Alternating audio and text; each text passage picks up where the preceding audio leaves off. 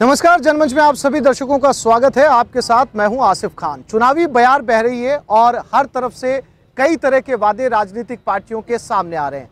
ताजा और नया वादा है कांग्रेस का। मुख्य विपक्षी पार्टी के राष्ट्रीय अध्यक्ष ने सार्वजनिक तौर पर कहा है कमिटमेंट के साथ कि अब जो है वो न्याय के जरिए गरीबी को जो है पूरे देश से हटाया जाएगा और इसके लिए उन्होंने पैमाना तय किया है 6,000 रुपये हर महीने का और साल का 72,000 रुपये।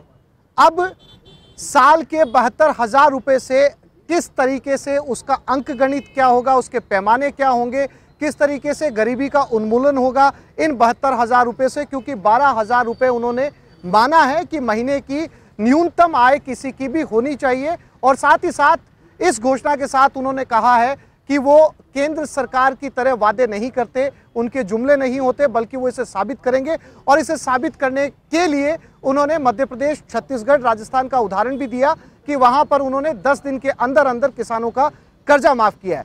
लेकिन अब केंद्र सरकार क्या इस पे सोचती है और कांग्रेस इस पर क्या पक्ष रखती है, आम लोग इस पे क्या सोचते हैं, बुद्धिजीवी इसको लेकर क्या सोचते हैं और खासकर इकोनॉमिस्ट जो अर्थशास्त्री हैं वो इस पर क्या सोचते हैं, सभी की राय जानना जरूरी है। और ये समझना भी जरूरी है कि आखिर 72,000 का अंक गणित क्या होगा। आज हमारे साथ बहुत सारे मेहमान इस कार्यक्रम के अंदर मौजूद हैं, उनसे चर्चा करेंगे और समझने की कोशिश करेंगे। सबसे पहले जो है मेरा सवाल अर्चना जी आपसे है, चूंकि घोषणा आपकी है तो आप ही के जरिए सबसे पहले समझ लेते हैं। बहुत सारे नौजवान और अलग अलग संस्थाओं के लोग यहाँ पर बैठे हैं जो न्यूनतम आय के ऊपर काम कर रहे हैं। आप ये समझाइए कि 6 महीने का महीने का गणित और साल का 72,000 का अंक गणित क्या है। देखिए, सीधी सी बात है आसिफ भाई, सबसे पहले तो ऐसी कोई उद्घोषणा करना, वो भी सार्वजनिक रूप से इच्छा शक्ति का परिचायक होता है। और चुनावी वर्ष में आपको रोड मैप भी प्रस्तुत करना होता है कि आप आने वाले समय में जो सरकार का आप निर्माण करने वाले हों या जनता आपको जनादेश देने वाली हो, तो जनता के लिए आप विशेष क्या करने वाले हैं। तो एक वेलफेयर स्टेट का दायित्व है कि उन सारी चीज़ों को केंद्र बिंदु में रखें जिनकी आवश्यकता है।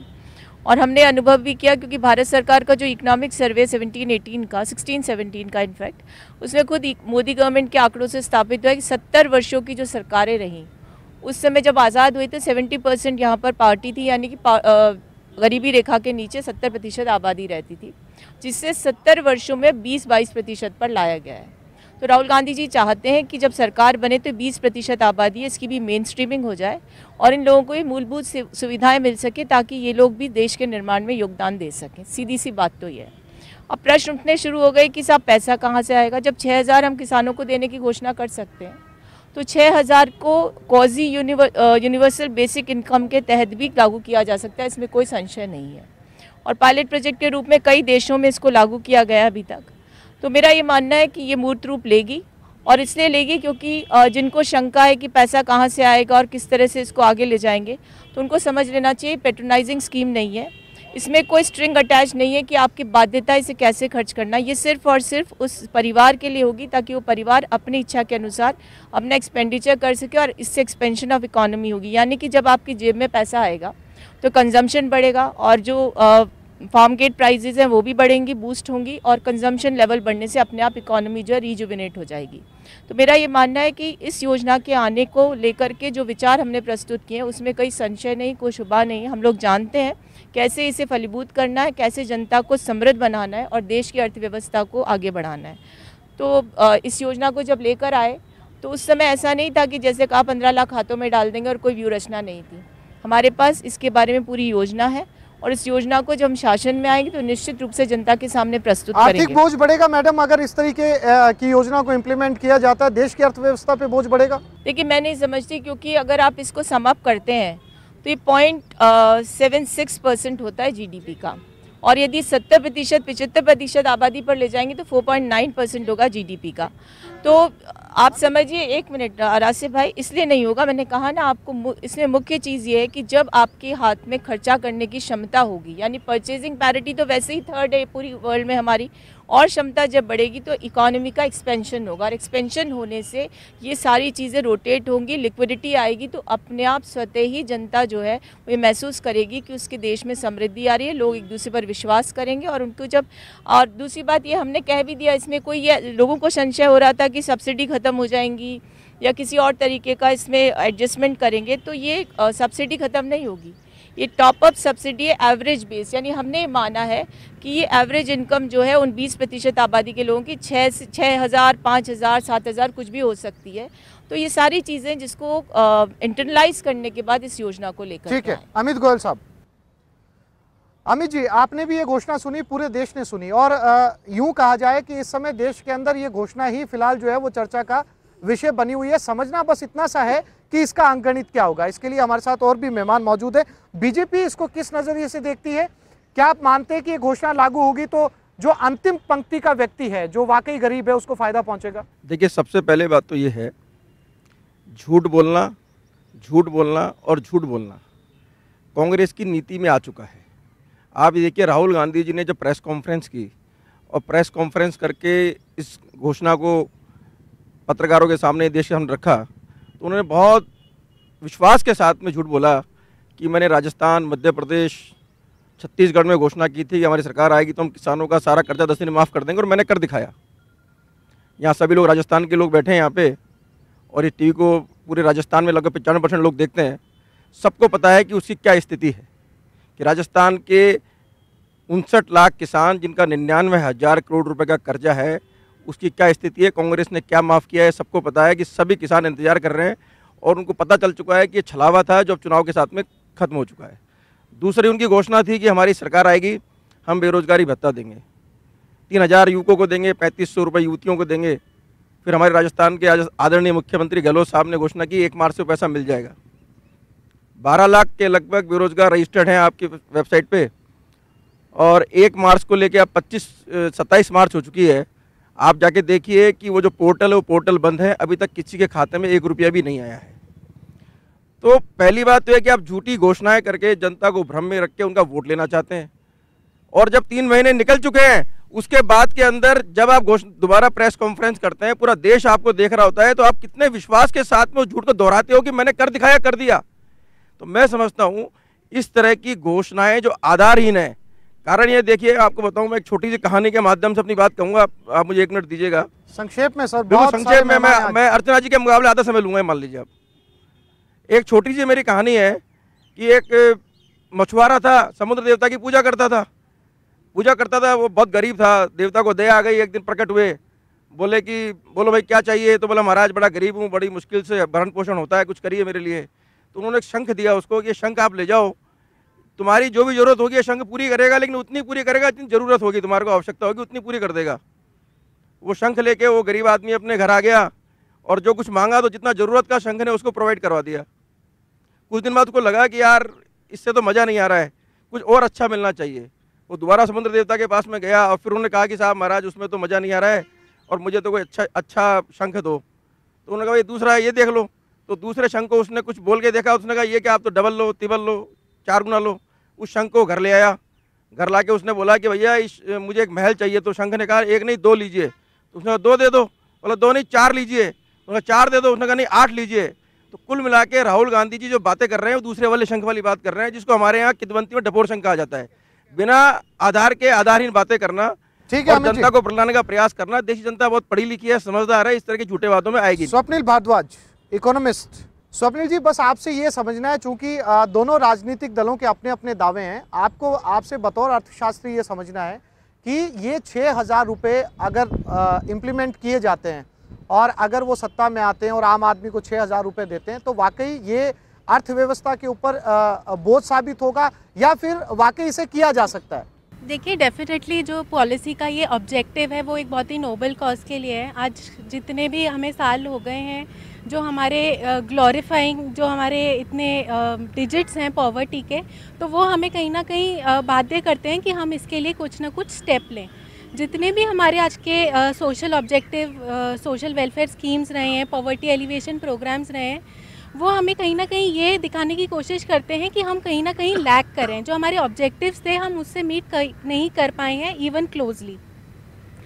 अब इस स्कीम के साथ आना, सेइंग कि ये फाइनल असॉल्ट ऑन पॉवर्टी होगा, कॉज इसका नो डाउट बहुत ही अच्छा है, पर ये नियर फ्यूचर के लिए एक बहुत ही इम्पॉसिबल सा जो टारगेट है वो लगता है।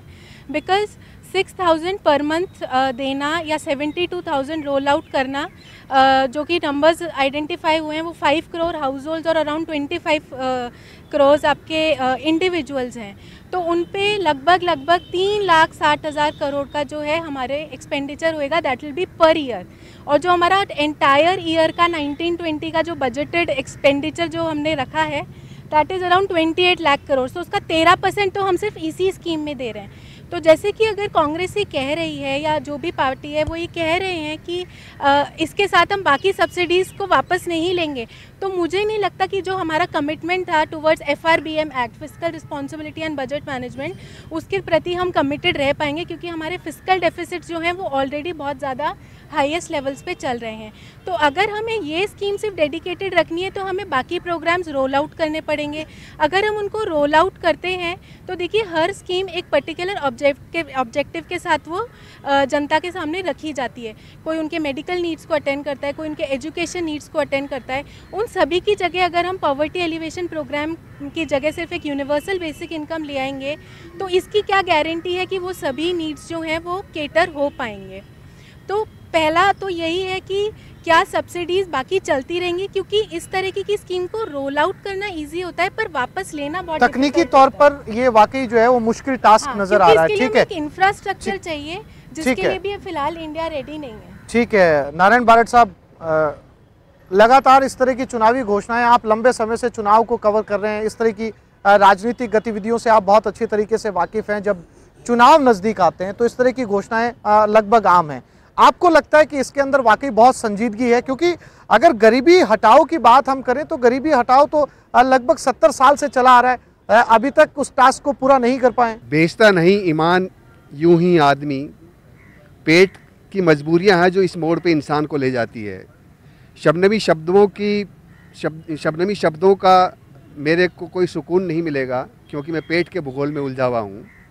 हम बात कर रहे हैं गरीबों की, आप कितनी गरीबी मिटाने के दावे कर चुके हो, लेकिन साल भर पहले झारखंड में एक 11 साल की बच्ची संतोष, आखिरी शब्द थे उसके ज़िंदगी से रुखसत करते हुए भात यानी रोटी।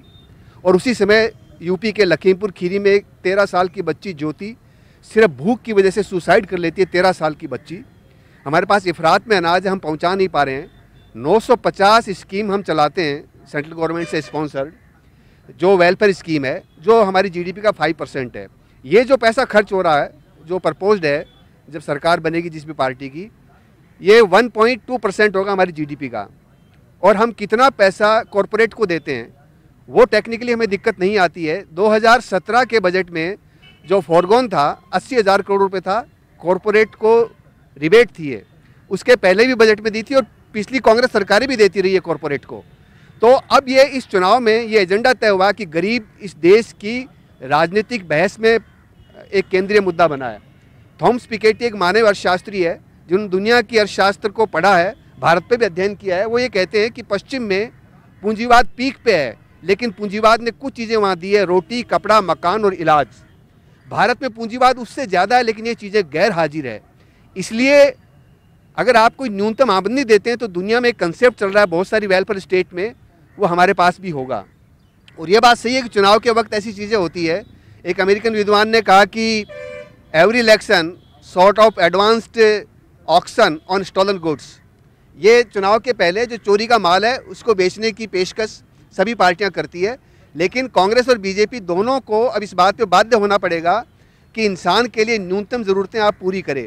क्योंकि आप छत्तीसगढ़ में 1 किलो चावल बांटते हैं, आप चावल वाले बाबा हो जाते हैं, लेकिन भयानक पॉवर्टी है। औसत आदिवासी गरीब है, हमें तो 1 किलो चावल दे रहे हो, लेकिन कॉरपोरेट को आप खान दे रहे हो, माइंस दे रहे हो, उनको दौलत दे रहे हो नीचे ज़मीन की।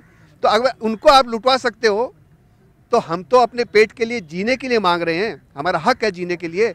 इसलिए इस चुनाव में ये जो मुद्दा आया है ये केंद्रीय मुद्दा बनेगा और हमें इसका आगे लाभ मिलेगा। न्याय की घोषणा की जो कांग्रेस ने हाल ही के अंदर की है, जिसमें 6,000 रुपये गरीब को हर महीने और साल के 72,000 रुपये। अब इसको सभी लोग अलग अलग नज़रिए से कैसे देखते हैं, इसकी चर्चा पुनीश जी, आप आम आदमी पार्टी से यहाँ पर प्रतिनिधित्व कर रहे हैं और चूंकि आपका एलाइज भी जो है वो जल्दी बनने जा रहा है कांग्रेस के साथ में, तो आप तो समर्थन करेंगे इस घोषणा का और आपको सही भी नजर आएगी। देखिए, ऐसा है, LIS का तो अभी पता नहीं, लेकिन मैं इतना ज़रूर जानता हूँ कि आज से काफ़ी साल पहले राजीव गांधी जी ने बोला था कि हम यहाँ से 1 रुपया भेजते हैं और नीचे 15 पैसे पहुँचते हैं।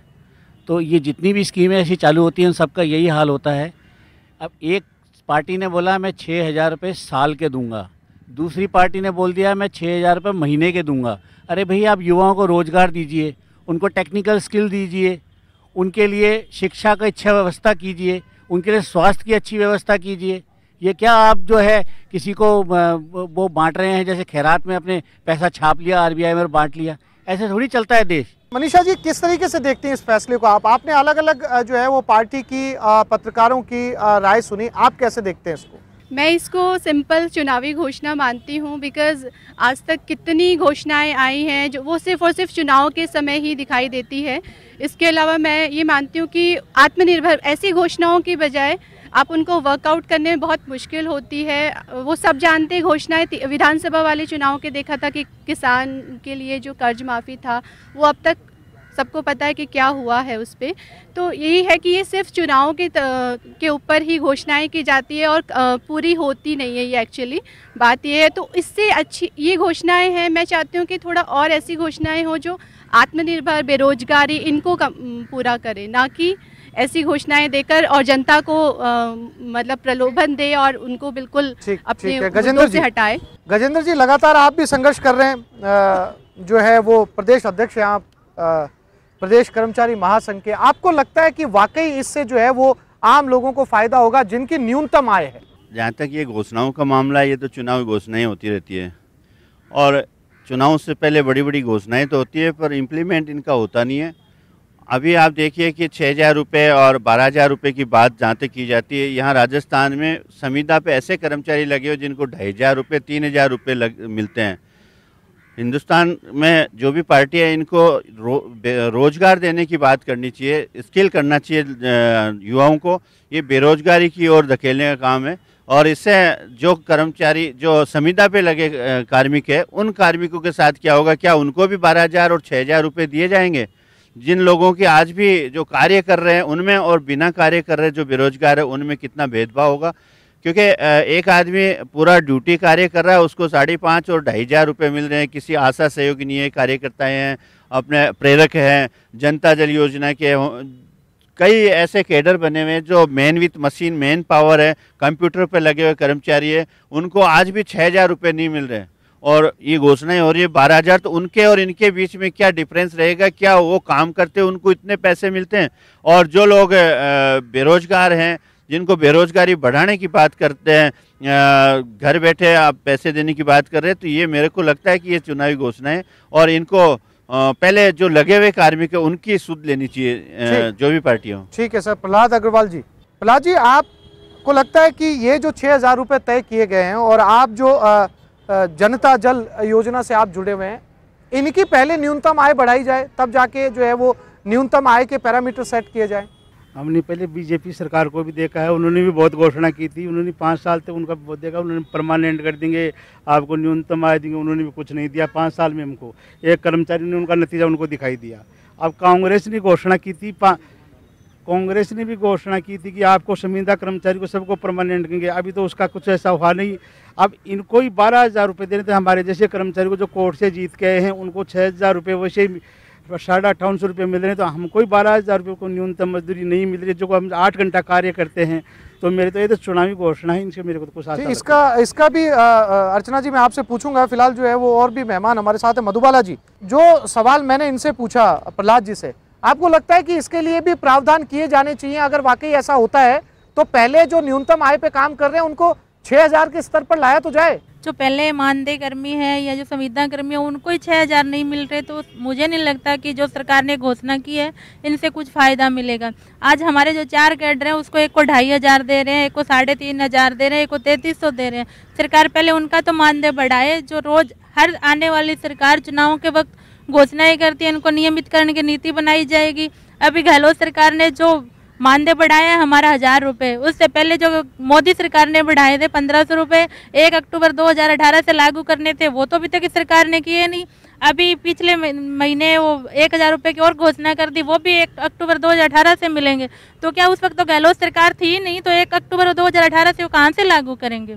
तो मुझे नहीं लगता कि आम जो पहले मानने के चुनावी घोषणा नजर आती है। उपेन यादव, बेरोजगार एकीकृत महासंघ से। उपेन, न्यूनतम आय को पहले बढ़ाया जाना जरूरी है, तब जाकर जो है बैलेंस होगा। देखो, राजनीतिक पार्टियां कोई भी है जो देश हित में, जनता हित में निर्णय लेती है, उसका स्वागत करते हैं, लेकिन कहीं ना कहीं इलेक्शन आयोग को भी निर्णय लेना होगा। पिछली सरकार ने 2 करोड़ रोजगार 15 लाख रुपए देने का वादा किया, तो देश और जनता का विश्वास उठता जा रहा है राजनीतिक पार्टियों पर। इलेक्शन आयोग को उनकी मान्यता रद्द करनी होगी, जो वादा करे वादा फिर नहीं निभाए, कोई भी पार्टी हो, उनको इलेक्शन आयोग को इसमें संज्ञान लेना होगा। ऐसे में तो जो पिछला वादा आप देख लीजिए, 2 करोड़ का 15 लाख नौकरियां देने का आज भी अधूरा है, राज्य सरकार का देख लीजिए 15 लाख का, वो भी अधूरा है। तो कहीं ना कहीं इलेक्शन आयोग को इसमें संज्ञान लेना चाहिए। सीपीएम से हैं आप, भंवर जी, ये जो नई घोषणा हुई है कांग्रेस की तरफ से, अगर सत्ता में आते हैं, इसके अंदर कुछ हिडन है, कुछ छिपा हुआ है, या ये जो बेरोजगार संघ से हैं, चाहे वो जनता जल योजना से जुड़े लोग हैं, चाहे वो आशा सहयोगिनी से जुड़े लोग हैं, इनकी न्यूनतम आय पहले सेट हो, उसके बाद के अंदर जाके जो है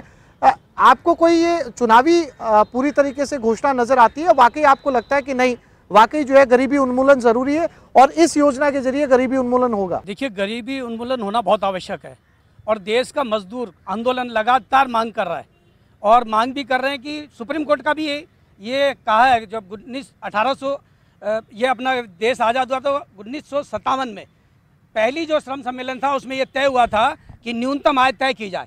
वो न्यूनतम आय आज करीबन 21,000 रुपये बनती है। तो गवर्नमेंट ने, जैसे दिल्ली गवर्नमेंट ने भी 14,000 रुपये कर दिया न्यूनतम वेतन, राजस्थान सरकार की बीजेपी सरकार ने केवल 12 रुपये बढ़ाए, आज यहाँ पर 6,000 रुपये मिल रहा है न्यूनतम वेतन। आज भोजन माता को राजस्थान में 1200 रुपये महीना मिलता है, बहुत शर्मनाक है। 40 रुपये रोज में कैसे वो भोजन माता काम चलाए, कैसे आंगनबाड़ी का श्रमिक काम करे? आज ये न्यूनतम वेतन बढ़ा दे तो उससे फर्क क्या पड़ रहा है सरकार को? आज हमारी सरकार बरसों से 5 लाख करोड़ रुपया वो कॉरपोरेट को देती है, जिनका जीडीपी में योगदान है केवल 15%। आज अगर वो बंद करके और देश के 125 करोड़ के लिए अगर ये खोला जाए रास्ता, तो ये एक जो बात उठी है बिल्कुल ठीक है। किसान और मजदूर अब देश की राजनीति में आए हैं, पहली बार ये हो रहा है कि किसान भी आया है, मजदूर भी आ रहा है, न्यूनतम वेतन भी आ रहा है, न्यूनतम आय भी आ रही है। ये बहुत अच्छी चीज़ है कि देश के अंदर कम से कम चर्चा शुरू हो गई है, और एक पार्टी को कहना पड़ा है जो हाशिए पे आई है।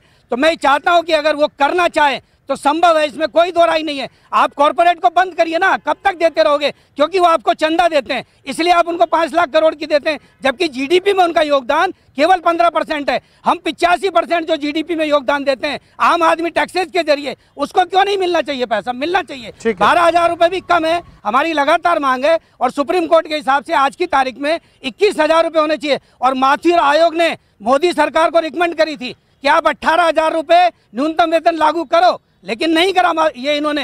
ये कॉर्पोरेट का मुनाफा बढ़ा रहे हैं आम, क्योंकि अभी आप देखिए आने लगे व्हाट्सएप पे, अरे साहब मजदूरी बढ़ जाएगी, वो क्यों नहीं बढ़े मजदूरी?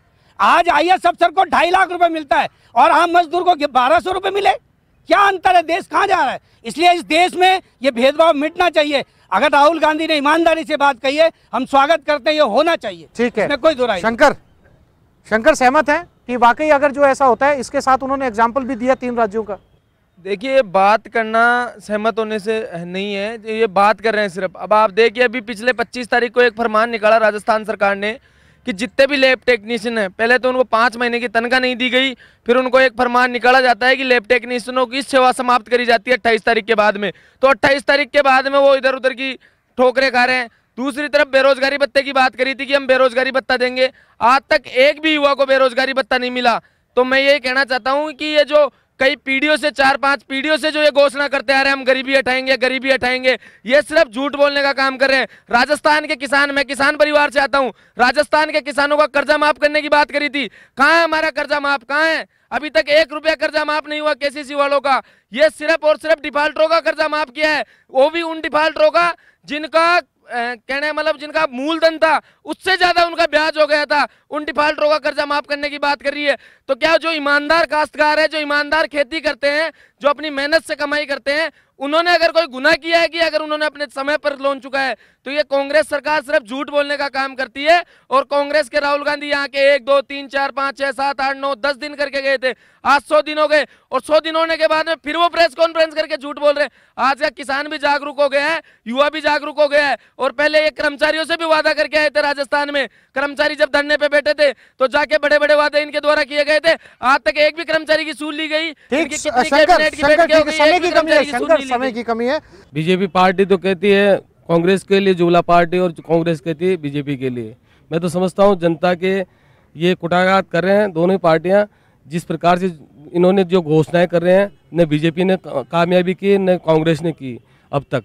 क्यों बीजेपी ने भी ये कहा था कि इतने 15 लाख कर्मचारियों को हम रोजगार देंगे, आज तक मुझे नहीं लगता कि इन्होंने 5 साल निकालने के बाद में भी कुछ नहीं किया। और अभी जो कांग्रेस पार्टी ने भी कहा किसानों का कर्जा माफ़ किया, तो अभी तक मुझे नहीं लगा कि केवीसी वगैरह का किसानों का अभी तक माफ़ हुआ है, और किसान अभी भी वही स्थिति में है।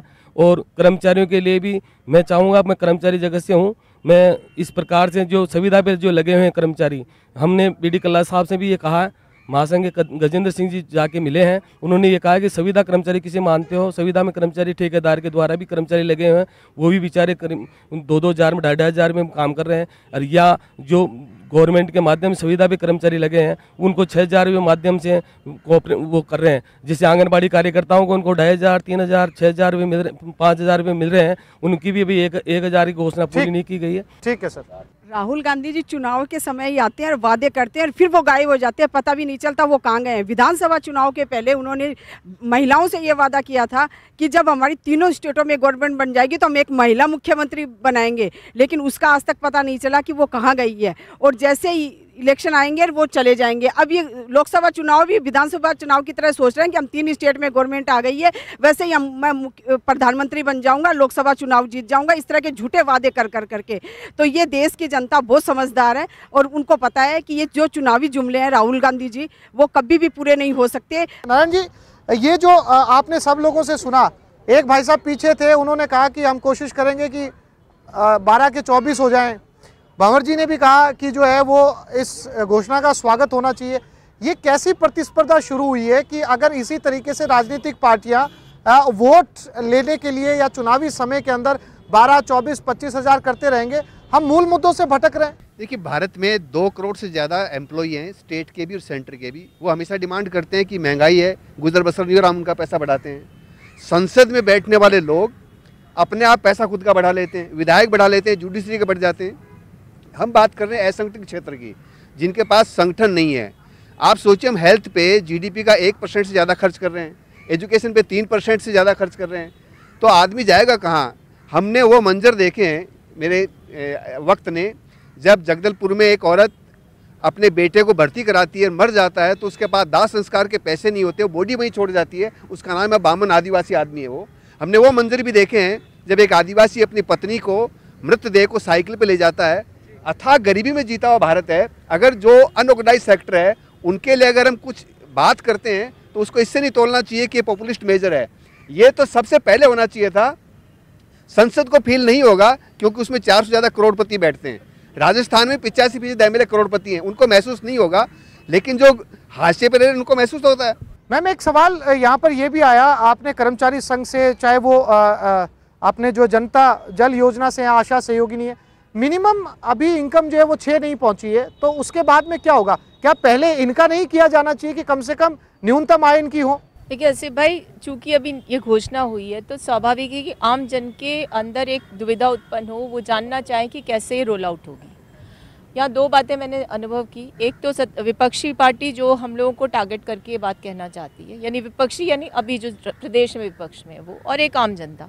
आम जनता की जो दुविधा, उसका तो सीधी सी बात ये है कि हम लोग खुद ही कह रहे हैं कि 6,000 को हम मान रहे हैं कि ये आमदनी है और 6,000 उस पर टॉप अप सब्सिडी के रूप में देंगे, यानी एवरेज उसको करके दे रहे हैं। तो वो उसमें मेरे ख्याल से, क्योंकि मैट्रिक्स अभी आइडेंटिफाई नहीं हुए कि कैसे क्या होगा, क्या लॉजिस्टिक्स होंगे, कैसी एडमिनिस्ट्रेटिव एफिशिएंसी इसमें काम ली जाएगी, लेकिन मेरा ये मानना है कि अनवारंटेड इंक्लूजन नहीं होगा और अनजस्टिफाइड एक्सक्लूजन इसमें नहीं होगा, ये मैं पक्का कह सकती हूँ। ये इसलिए कह सकती हूँ क्योंकि हम लोगों ने हमेशा राइट बेस्ड इनिशिएटिव पे काम किया, चाहे मनरेगा हो, आरटीआई हो, आरटीई हो, ये सारी चीज़ें इसीलिए थी ताकि जनता को सुविधा मिल सके, उनको अधिकार संपन्न बनाया जाए। उदाहरण मैं देती हूँ आपको आसिफ भाई कि जब MG Ramachandran mid day meal लाए थे, 80s की बात है ये, तब उनका बहुत विरोध हुआ था, विशेषकर एडमिनिस्ट्रेशन के लेवल पे हुआ था। तब अभी जो बारिट साहब बोल रहे थे वही उन्होंने कहा था उस समय कि तुमने देखा नहीं है कि भूख क्या होती है, इससे तुम नहीं जानते कि मैं जिस योजना को ला रहा हूँ उसका विरोध हुआ हर स्तर पर। और इस समय मैं नहीं कहती किसने किया किसने नहीं किया, लेकिन आज वो स्कीम जो है भारत के पोषण को सुनिश्चित करने, भविष्य के नागरिकों को अच्छा जीवन देने के लिए वर्ल्ड बैंक के द्वारा एक्नॉलेज की गई और यूनाइटेड नेशंस के द्वारा एक्नॉलेज की गई। अब भारतीय जनता पार्टी की दुविधा ये कि जब मनरेगा जैसी योजना को प्रधानमंत्री संसद में कहते हैं कि मॉन्यूमेंटल फेलियर है यूपीए गवर्नमेंट का, लेकिन 5 लाख करोड़ आप उसमें दे रहे हो क्योंकि आप जानते हो रोजगार सृजन आप कर नहीं पाए। तो रोजगार सृजन की बेहतरीन योजना ये थी जिसे इनके मार्गदर्शक मंडल के आडवाणी जी ने भी यूनाइटेड नेशंस में कहा कि महिला सशक्तिकरण का सबसे साक्षात स्वरूप ये है। तो हमारा ये मानना है कि जब तक आप सबको एक जीवन स्तर सुधारने की योजना नहीं देते हो, जब तक उनको ये महसूस नहीं होगा कि वो आर्थिक रूप से सुरक्षित है, संरक्षित हैं, तब तक वो जिस राष्ट्र निर्माण की दुहाई देते हैं उसमें भूमिका नहीं निभा सकते। तो हम लोगों को एक योजना जो जनता को समर्पित हो उसके प्रति एप्रीहेंशंस हो सकते हैं, लेकिन उसको क्रिटिसाइज सिर्फ इसलिए कर दिया जाए क्योंकि हम तो जुमलों और झूठ के आधार पर आज चला गए 5 साल तक। तो हम चाहते हैं कि दूसरे की जो इच्छा शक्ति है उसको भी झूठ और जुमला करार देके जनता को भ्रमित कर दिया जाए। अभी हमारी एक बहन यहाँ कह रही थी कि सब राहुल जी आए महिलाओं के लिए कह रहे थे, अरे महिलाओं के लिए कह नहीं रहे थे, माननीय प्रधानमंत्री को पत्र लिखकर कहा 33% आरक्षण कर दो। अभी 16 सीटें घोषित थी, एक महिला ने एकमात्र महिला सांसद थी, उसका भी टिकट काट दिया। कम से कम कांग्रेस ये सोचती तो है कि महिलाओं के लिए योजनाएं लाई जाए। आप अपनी इच्छा शक्ति दिखाइए, बाध्य करिए अपनी सरकार को या उस पार्टी को जिसके पक्ष में आप है कि महिला आरक्षण को सुनिश्चित करे। तो मेरा कहना सिर्फ इतना है कि कम से कम सुनो तो सही, सुनो और सुनकर के उसके प्रति सद्भावना रखो और वो मूर्त रूप ले सके ऐसी सोच रखो। महिला होने के नाते महिलाओं के प्रति सकारात्मक आपकी सोच होनी चाहिए। ठीक है मैम, पीछे माइक जरा सा, ये नौजवान है पीछे। मेरा सवाल आदरणीय अर्चना जी से है कि जिस प्रकार माननीय मोदी जी ने, हम बात करें किसानों की तो 6,000 रुपये जो उन्होंने घोषणा करी थी वो आज क्यों नहीं राजस्थान में उन किसानों को मिल पा रहा है। वहीं दूसरी ओर स्वास्थ्य की अगर बात करें तो जिसका लाभ पूरा भारत उठा पा रहा है, लेकिन आज राजस्थान की जनता उस स्वास्थ्य की लाभ योजना से लाभ उठाने से वंचित है। ये लोग कह रहे हैं 6,000 जो किसान समृद्धि योजना है केंद्र सरकार की, उसको लेकर हमारी इच्छा शक्ति नहीं है। हमने पोर्टल का निर्माण किया, हमने 26,000 किसानों का डेटा रिकंसाइल करने के लिए डिस्ट्रिक्ट ऑफिसर्स को दे दिया है, वो जमाबंदी के साथ उसको रिकॉर्ड कर रहे हैं। 26 लाख किसानों का हमने पोर्टल पर रजिस्टर कर दिया है, इससे ज्यादा क्या करेंगे बताइए। अमित जी, ये आप कह रहे हैं कि ये वोट लेने के लिए ये चुनाव से पहले की गई घोषणा है, तो अगर आप पुराने मैनिफेस्टो उठा के देखेंगे तो सभी राजनीतिक दल ऐसे करते हैं, आपने नहीं किया। आसिफ भाई, स्वप्निल जी यहाँ बैठे हैं इकोनॉमिस्ट के रूप में, इन्होंने बहुत अच्छी तरह बातों को रखा भी है यहाँ पे। मेरा कहना है, एक आंकड़ा कल देश के वित्त मंत्री ने जारी किया है कि सरकार विभिन्न योजनाओं के माध्यम से 5,34,000 करोड़ रुपया जिस 5 करोड़ परिवारों को देने की बात राहुल गांधी जी कर रहे हैं उनको सीधा लाभ पहुंचा रही है। और कैसे कैसे पहुंचा रही है, 1,80,00,000 डायरेक्ट डीबीटी के माध्यम से जा रहा है, 1.84 lakh crore rupees food subsidy के रूप में जा रहा है। तो टोटल वैसे अगर बात की जाए तो 1,08,600 रुपये प्रति व्यक्ति के पास पहुंच रहा है विभिन्न योजनाओं के माध्यम से। दूसरी बात, यहाँ पर बात आई रोजगार की बात आई, मैं आपको बता दूं ये एक अधिकृत आंकड़ा है, कोई भी चेक कर सकता है कि भारत की सरकार ने पिछले 5 साल के अंदर 8 लाख करोड़ रुपए के मुद्रा लोन बांटे हैं और लगभग 15 करोड़ लोगों ने मुद्रा लोन लिया है। और ये मान के चलिए, रोजगार का मतलब सिर्फ गवर्नमेंट जॉब का मानेंगे तो पॉसिबल नहीं है। अभी कहा बारेट साहब ने कि देश में 2 करोड़ से ज़्यादा लोग सरकारी कर्मचारी हैं, चाहे वो राज्य में हो और चाहे वो राजस्थान में हो और चाहे वो देश में हो। तो सरकारी नौकरी सबके लिए नहीं हो सकती है। जॉब का मतलब यह है कि 15 करोड़ लोगों को काम मिलेगा। तो अगर 15 करोड़ लोगों को अगर सरकार ने लोन दिया, इसके अलावा आप देखिए सड़क बनती थी पहले 9 किलोमीटर, अब बन रही 27 किलोमीटर सड़क बन रही है, तो क्या रोजगार नहीं मिल रहा? रेल की पटरी अगर 3 गुना रेल की पटरी डल रही है तो क्या रोजगार डेवलप नहीं हो रहा? आसिफ भाई, मैं पूरी बात जब आप घोषणा करते हैं तो आप कांग्रेस उसको चुनावी घोषणा कहती है और आप ये कहते हैं कि आप विरोध में कुछ भी कहे जा रहे हैं, और जब ये घोषणा करते हैं तो आपका भी वही जो है वो सेम रिएक्शन है। एक जवाब दे दूं, देखिए 1971 में इंदिरा गांधी जी का नारा था गरीबी हटाओ। 1971 में इंदिरा गांधी जी का नारा था गरीबी हटाओ। उससे नेहरू जी का नारा था गरीबी हटाओ। जिसको तो मोदी देश जी में ने मान 50 लिया साल भाई। से राज करने वाली पार्टी 16-17 का आज भी इकोनॉमिक अगर सर्वे गरीबी कह रहा है, हटाओ का नारा गरीबी लगा रही घटी है। है तो उसके लिए दोषी कौन है समझना होगा।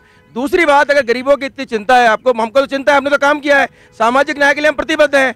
आयुष्मान योजना लागू करी मोदी जी ने, जिसमें 10 करोड़ परिवारों को मुफ्त इलाज मिलेगा 5 लाख रुपए तक का। ठीक है, राजस्थान की सरकार उसे लागू क्यों नहीं कर रही है? स्वप्निल, ये जो तमाम योजनाएं हैं जिनकी हम योजनाओं की बात कर रहे हैं, जो सरकार के द्वारा सब्सिडी दी जाती है ताकि इससे जो पॉवर्टी लाइन पे रह रहा जो इंसान है उसका जीवन यापन एक बेहतर स्थिति के अंदर आ सके, इनसे फायदा हुआ है आज तक बतौर इकोनॉमिस्ट? नहीं, वो तो हमें देखने को मिलता ही है ना कि इस तरीके की जो भी स्कीम्स है उसका जो 100% बेनिफिट मिलना चाहिए था, जो आपका बेनिफिशियरी होना चाहिए था, जो ट्रिकल डाउन इफेक्ट पे जो नेहरू जी ने जिसके ऊपर विश्वास जताया था कि इस तरीके का अगर हम ग्रोथ मॉडल फॉलो करेंगे तो हमारी शायद जो बॉटम में जो जनता है उसको बेनिफिट होगा, पर वो एक फेलियर साबित हुआ है बिकॉज वो वहाँ तक हमारा जो वेलफेयर है वो वहाँ तक जनता तक पहुँचा नहीं है। तो इसमें बहुत सारे आपकी अकाउंटेबिलिटी का फॉल्ट हो सकता है, इसमें जो आपका डिस्ट्रीब्यूशन का जो मॉडल है, जो ट्रांसफ़र का जो होता है वो उसमें प्रॉब्लम हो सकती है।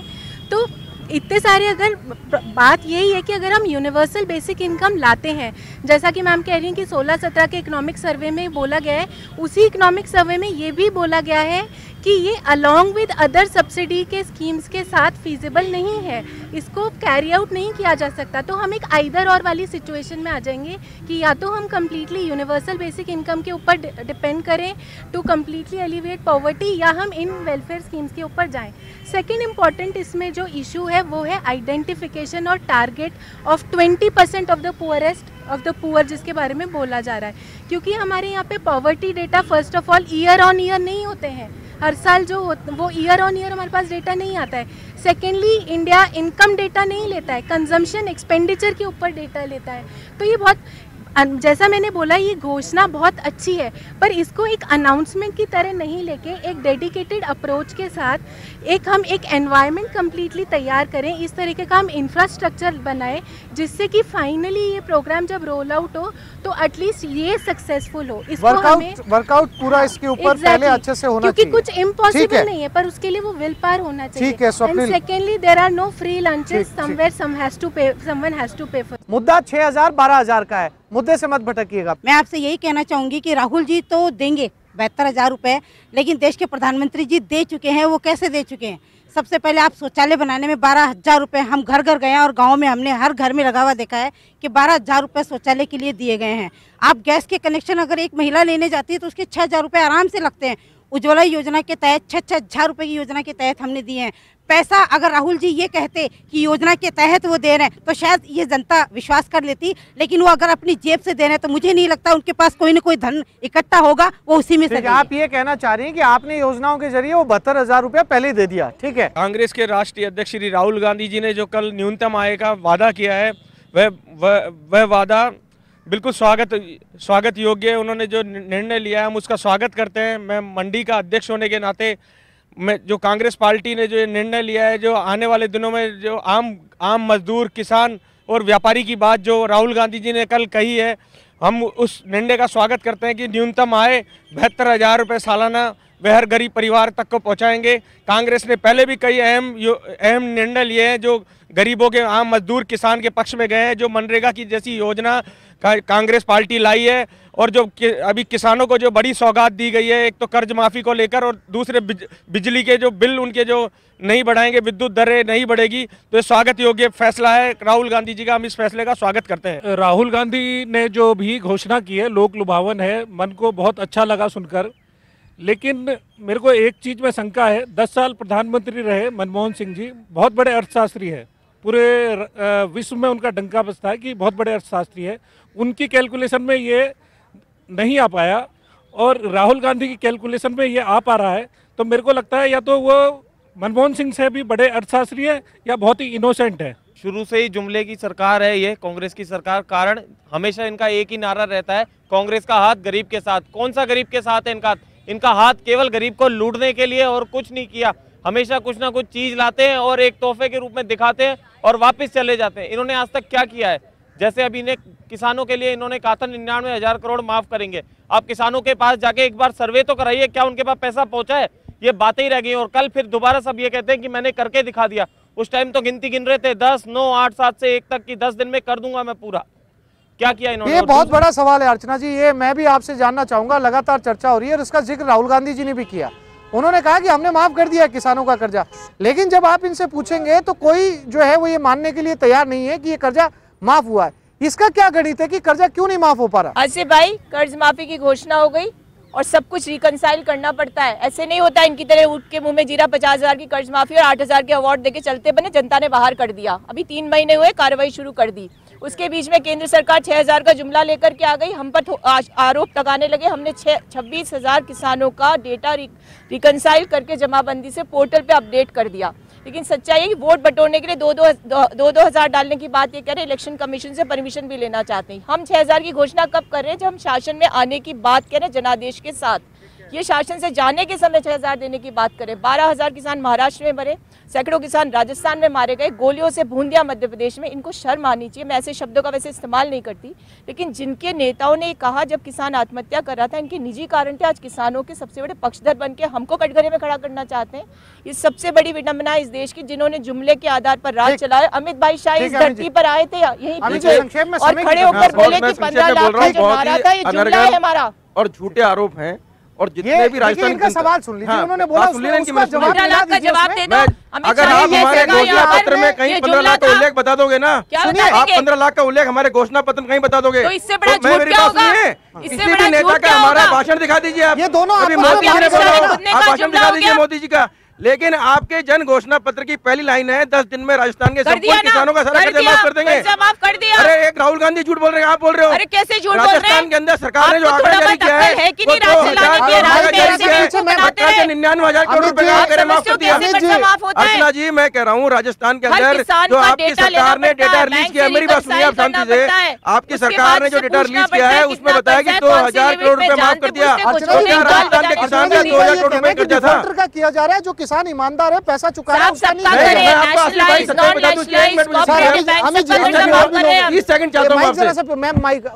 भारतीय जनता पार्टी को कम से कम बेरोजगारों के बारे में सोचना चाहिए। आज भी मुझे वो दर्द याद है जब मोदी जी 7 जुलाई का है तो 5 जुलाई को बेरोजगारों उठा के जेल में डाल दिया गया।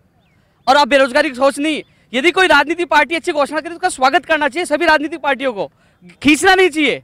देश का ही तो हो रहा है, जनता का ही तो हो रहा है, लेकिन अपने स्वार्थ के खातिर एक दूसरे की गिराने की राजनीति खत्म होनी चाहिए। गजेंद्र जी राजनीतिक पार्टियां चुनाव से पहले घोषणा करती है और घोषणा पत्र बनाती भी है। तो पिछले कई दिन पहले जब महामंत्री बनाई गई थी प्रियंका जी गांधी को, तो उन्होंने कहा था नई पेंशन योजना लागू करने के लिए घोषणा पत्र में लिया जाएगा, तो उसको भी ले लेना चाहिए था नई घोषणा। क्योंकि आज एक सांसद और एक MLA जो चुना जाता है उसके बाद में उसकी पुरानी पेंशन योजना चालू है, वो पेंशन लेने के हकदार है, जबकि नए कर्मचारी है वो आज भी पेंशन से वंचित किया जा रहा है। इसलिए मैं सभी से निवेदन कर रहा हूं, अभी और भी घोषणा पत्र बन रहे हैं, बीजेपी का भी बनेगा, तो मैं तो यही चाहता हूं कि कर्मचारियों के लिए जो नई पेंशन योजना है उसको बंद करके पुरानी पेंशन योजना लागू करने की घोषणा करनी चाहिए। ठीक है सर। शंकर, बहुत संक्षेप में, समय खत्म हो रहा है। सबसे पहले तो अर्चना जी ने कहा है कि यहाँ पे भारतीय जनता पार्टी के कार्यकर्ता बैठे हैं। भैया हमने 2 लाख रुपए कर्जा ले रखा है KCC से, एक पैसा भी अभी तक माफ नहीं हुआ और ये सिर्फ कांग्रेस झूठ बोलने का काम करती है। दूसरा, इन्होंने कहा अपनी चुनावी सभाओं में ये कह रहे थे कि 60 किसानों ने आत्महत्या कर ली, 90 किसानों ने। अभी एक विधायक ने पूछा था विधानसभा में तो लगभग 4 या 5 या 6 किसानों का डेटा इनकी सरकार ने दिया है कि 5-6 किसानों ने आत्महत्या करी है। तीसरा, जो बेरोजगार के अध्यक्ष बैठे हैं यहाँ बेरोजगार कार्तिक संघ के, भैया जब तक बेरोजगारों का जो वेतन भत्ता देने की बात करी थी उसके ऊपर आपने अभी तक एक सवाल नहीं उठाया, एक पैसे की। वो बेरोजगार आपके पीछे पड़े हुए हैं, आप जा तक जा नहीं पर। मनीषा जी, मैं एक एज ए समाज सेविका बात कर रही हूँ।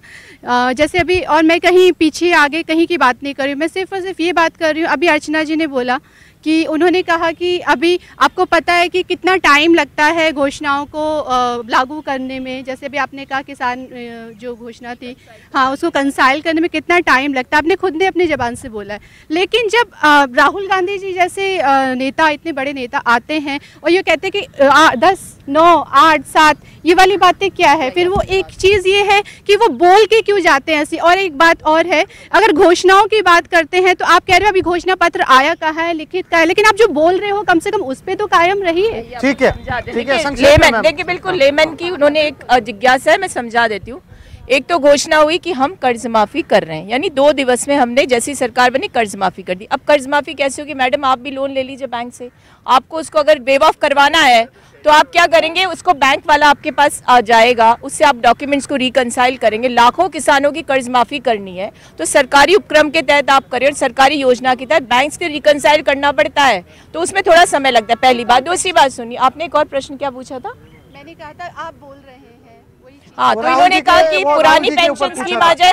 सुनिए मेरी बात, उन्होंने कहा कि प्रियंका जी ने कहा कि पुरानी पेंशन स्कीम के बारे में सोचेंगे, तो मैनिफेस्टो तो आएगा ना, तो मैनिफेस्टो में ही कहेंगे, मैं कैसे उद्घोषणा कर दूं अभी? आप मुझे बताइए, भारतीय जनता पार्टी राज में आई थी, मुख्यमंत्री ने कहा मैं महिलाओं की सुरक्षा को सुनिश्चित करूंगी। राम राज्य आ गया था क्या? मासूम बच्चों की दुष्कर्म हुए, मार करके डाल दी गई, लेकिन आहत तक नहीं निकला। आपकी सरकार के अंदर कैसे किस तरह के जुल्म महिलाओं पर? हमारी सरकार में क्या हो रहा है? जवाबदेही सुनिश्चित करेंगे। आपको पता है, आपने जवाबदेही सुनिश्चित कर दी होती तो आप राज में होते, आपको बाहर कर दिया गया। सम्मान करता हूँ, आपके सामने नहीं बोलना चाहता हूँ विषय। आपके मंत्री विधायक जेल गए थे। नारायण जी, अंतिम टिप्पणी है आपसे।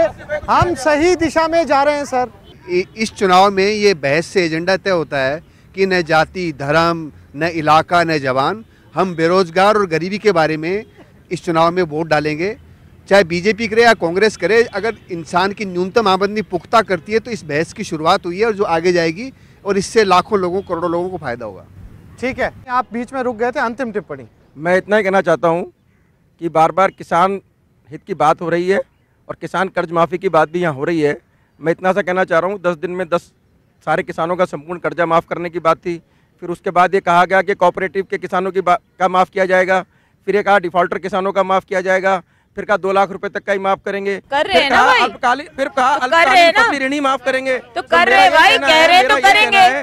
कि अर्चना जी, अरे कह रहे तो करेंगे ना, क्यों चिंता कर रहे हो भाई? करेंगे, चिंता छोड़ो, करेंगे, बेचैन मत हो, करेंगे। आप लोग विफल हो गए, मान लीजिए ना। आप मानते क्यों नहीं? इसमें बहस करने का विषय नहीं है। और आप राहुल जी को समझाइए बात कि बार बार ये नहीं कहें कि हमने कर दिया है।